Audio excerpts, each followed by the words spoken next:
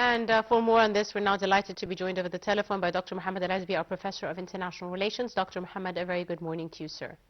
Good morning to you. Thank you, Doctor, for your time this morning. Now, the UN Security Council is negotiating a revised draft resolution submitted by Bahrain regarding the reopening of the Strait of Hormuz. What could you tell us regarding this, and how effective do you think that this step could be, sir?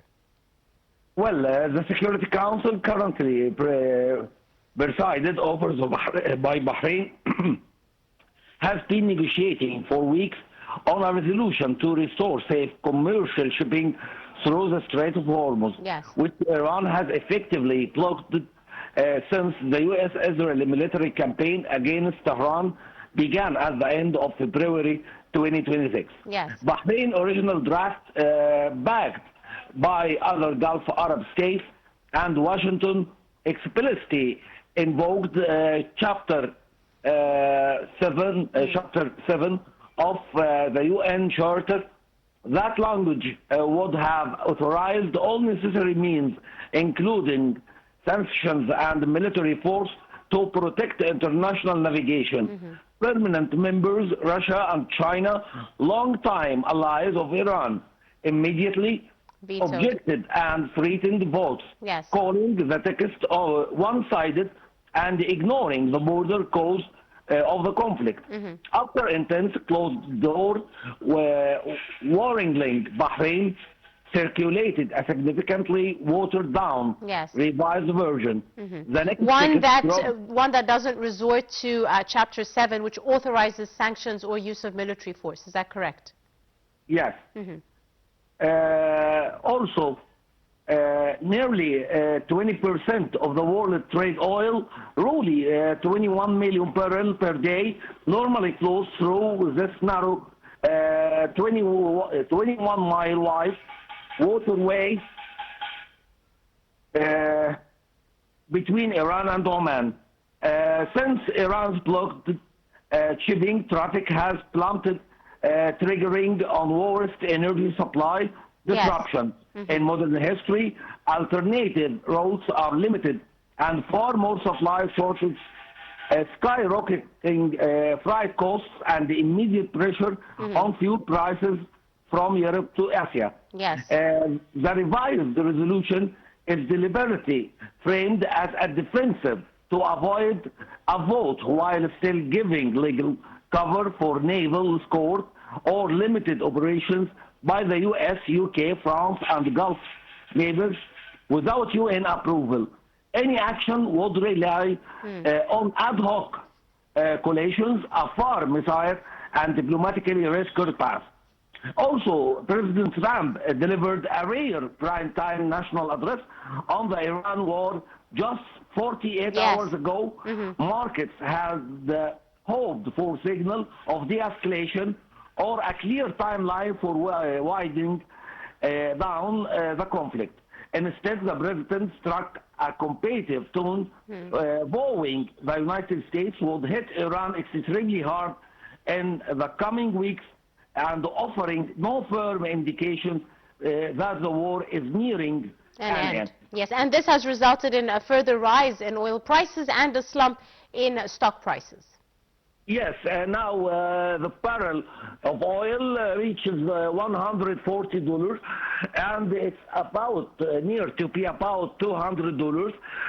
So it's a very great crisis in energy field all over the world. So all the world need to open Hormuz Strait, but Bahrain wanted to be opened without using Chapter 7 in the UN. So Egypt made a great effort to put Iran and United States on one table to negotiate to the escalation, especially that Egypt with Pakistan and Turkey try to convince both that the de-escalation is the only way to solve this oil crisis. Indeed. Now, also, there are more repercussions with regards to the closure of the Strait of Hormuz on global energy prices. We're talking about stagflation and inflation, etc. Tell me a bit about how the global markets view, the continued uncertainty surrounding the maritime security in the Strait of Hormuz. Well, if we talk about it as the economic and structural implications, yes. Energy security prolonged closure keeps oil over $140 and threatens global growth. Developing nations in Asia and Europe face a heaviest burden.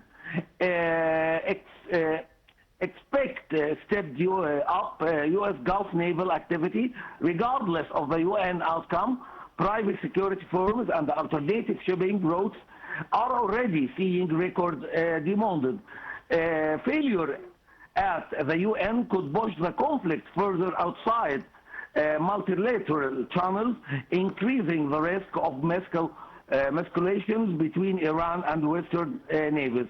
The President hawkish rhetoric reinforced U.S. commitment, but has clearly related markets and allies who were hoping for an off-ramp. All analysts warn that without diplomatic breakthrough or successful naval intervention, the energy shock could drag on for months, feeding inflation and slowing the post-pandemic recovery.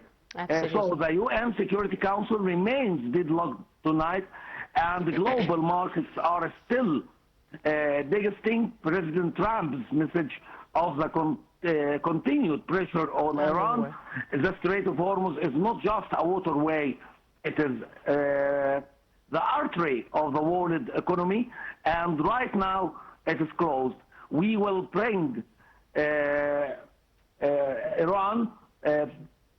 give permissions to some ships only to pass, like what happened with French ship. Yes. Iran tried to provoke the petrodollar agreement, try to affect the United States economically, especially that Iran faces a very great destruction in her infrastructure. Absolutely right. We'll have to leave it at that. We've run out of time. I'd like to thank you very, very much, Dr. Mohamad Ezaby, the Professor of International Relations. Many thanks, sir, for your time and your insight. And that brings us to the end of today's episode of The Breakfast Show. We do hope you have enjoyed it. You're in the company of myself, Angie Meher. Many thanks for joining us, and do stay tuned. 10 a.m. Cairo local time, the beginning of the French transmission here on Nile TV International.